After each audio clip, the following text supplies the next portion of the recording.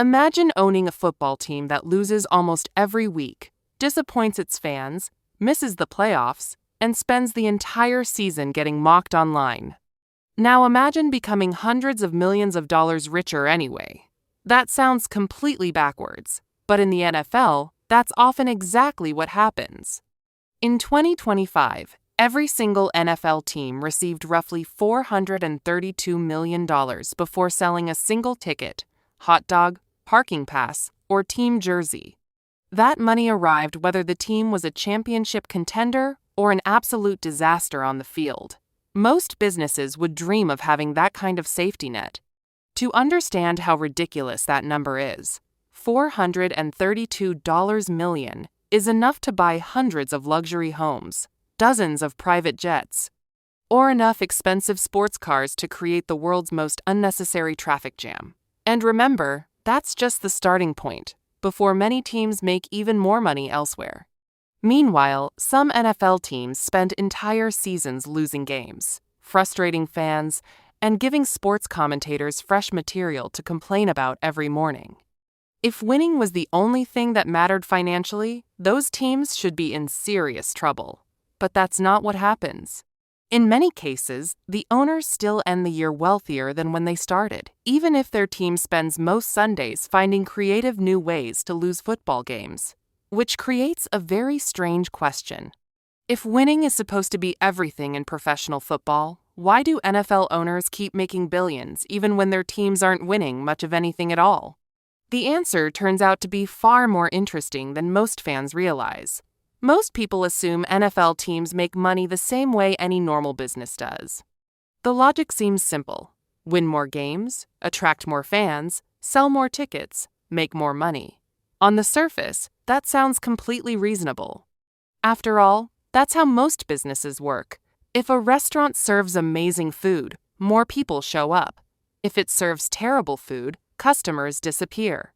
Success usually creates more demand, and failure usually creates less. So naturally, people assume a bad football team must be struggling financially too. Why would fans keep spending money to watch their team lose week after week? Nobody enjoys paying premium prices for disappointment. The problem is that NFL teams don't really operate like normal businesses.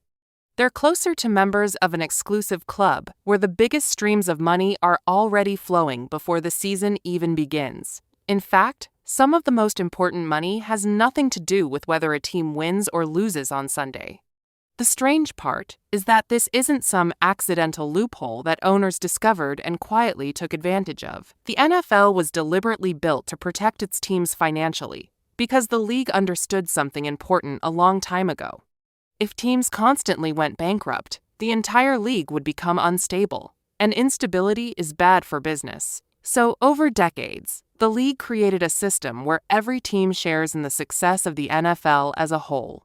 That means even if one franchise struggles on the field, it still benefits from the popularity of football itself.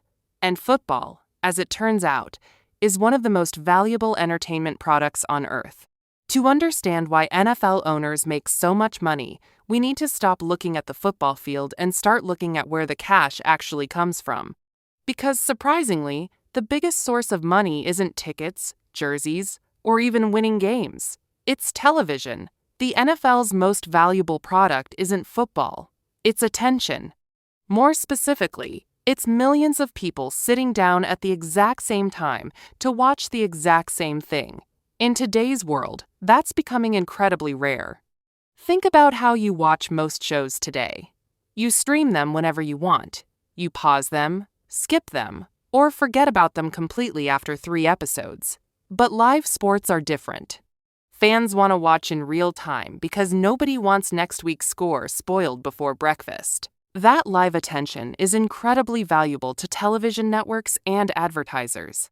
That's why companies like Fox, NBC, CBS, ESPN, and Amazon have agreed to pay the NFL more than $110 billion across long-term media deals. That's not a typo.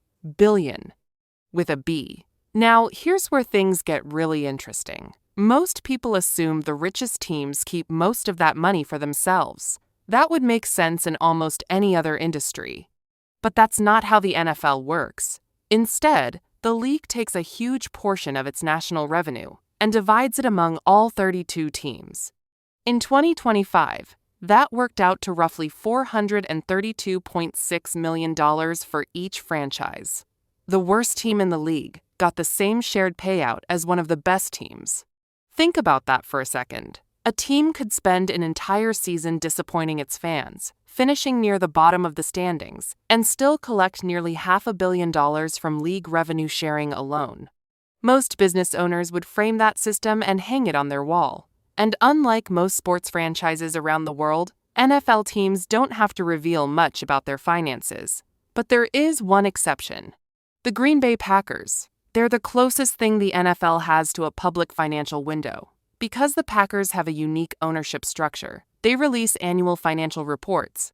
And those reports reveal something fascinating.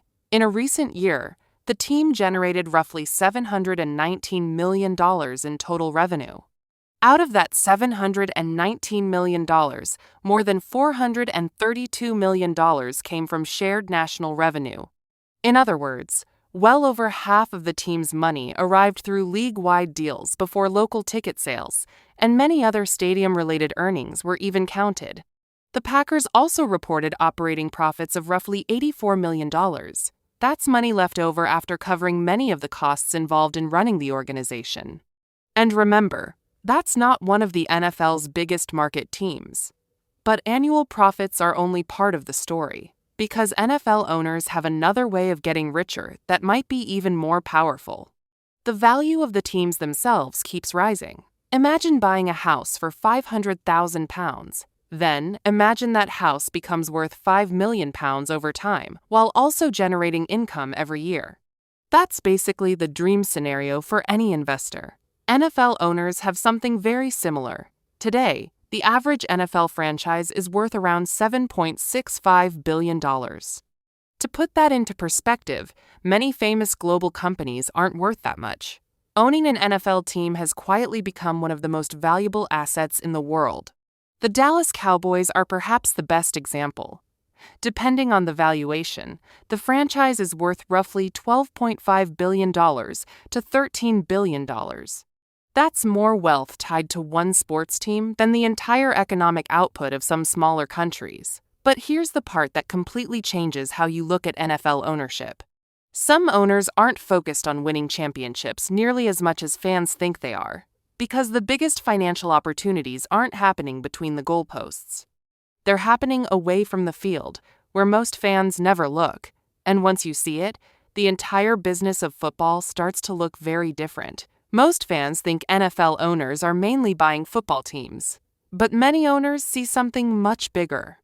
To them, a football team is often the centerpiece of an entire business empire, and the games are only one piece of a much larger money-making machine.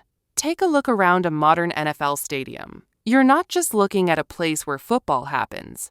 You're looking at restaurants, shops, luxury suites, sponsorship spaces, concerts, events, and premium experiences that can generate money all year long. And some of the biggest money doesn't come from regular fans sitting in the stands. It comes from corporations. Companies are willing to spend enormous amounts of money to entertain clients, reward executives, and build business relationships. That's where luxury suites come in. These private boxes often include premium seating, food, drinks, and exclusive access. They're basically football's version of first-class airline seats, except much more expensive. Some luxury suites can cost hundreds of thousands of dollars per season. The exact number varies by stadium and location, but the point is simple. One suite can generate more money than dozens of regular seats combined. Then, there are sponsorships. Every logo you see around a stadium exists because a company paid for the privilege. From official drinks to official insurance partners, somebody is writing a check. And those sponsorship deals can be worth tens of millions of dollars. Companies aren't paying because they're generous. They're paying because NFL audiences are massive, loyal, and difficult to ignore. But stadiums themselves can become giant business opportunities too. In many cases, owners benefit from surrounding developments such as hotels, retail spaces, offices, and entertainment districts. One of the most famous examples is the area around the Dallas Cowboys stadium and headquarters. What started as a football operation helped attract broader commercial development worth billions of dollars. Suddenly, the football team isn't just selling tickets anymore. It's helping drive property values, attract businesses, and create entirely new revenue streams. That's a very different business from simply winning football games. And then there's scarcity. The NFL only has 32 teams. That's it. If you're a billionaire who wants to buy one, you can't simply order a new franchise online and have it delivered next Tuesday. Scarcity creates demand. Demand pushes prices higher. That's one reason franchise values have exploded over the last few decades. There are always wealthy buyers, but there are very few teams available. Look at the Denver Broncos. In 2022, the team was sold for approximately $4.65 billion. At the time, it was the highest price ever paid for an NFL franchise. Just a few years later, NFL franchise valuations continued climbing. That's because investors weren't just buying football, they were buying a share of one of the strongest entertainment businesses in the world. This is where many fans and owners start looking at the league very differently. Fans focus on wins and losses because they're emotionally invested. Owners often focus on long-term asset growth because they're financially invested. That's not to say owners don't care about winning. Most absolutely do. Winning creates excitement, strengthens the brand, and helps build loyalty. But financially, winning isn't always the difference between success and failure. In fact, some teams have experienced years of poor performance, while their overall franchise values continued rising. Imagine being rewarded financially while your customers spend months complaining about you online. For most businesses, that would be impossible. If customers become unhappy, revenue usually suffers.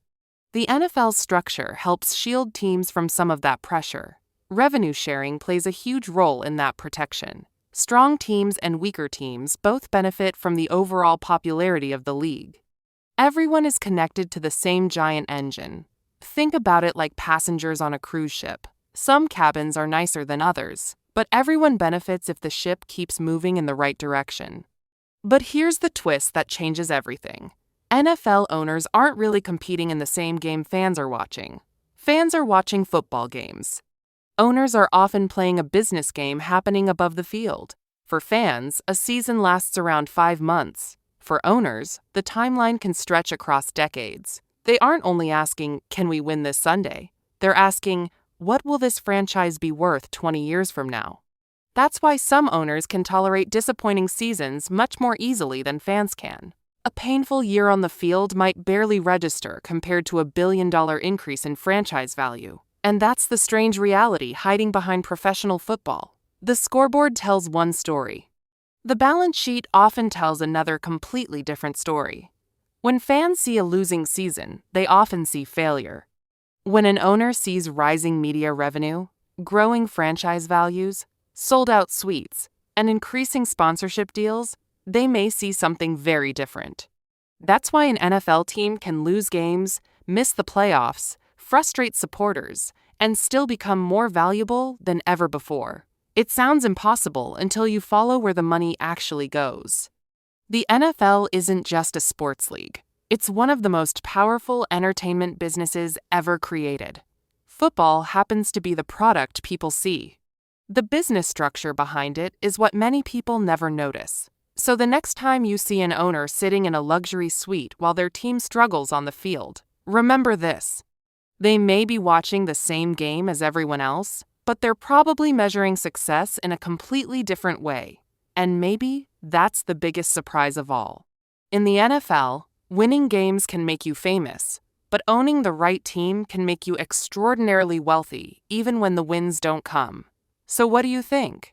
Should team owners be judged mainly by championships or by how well they grow the franchise as a business? Let me know in the comments. If you enjoyed uncovering the business hidden behind the headlines, subscribe and stick around for more stories that reveal how money really works behind the world's biggest industries.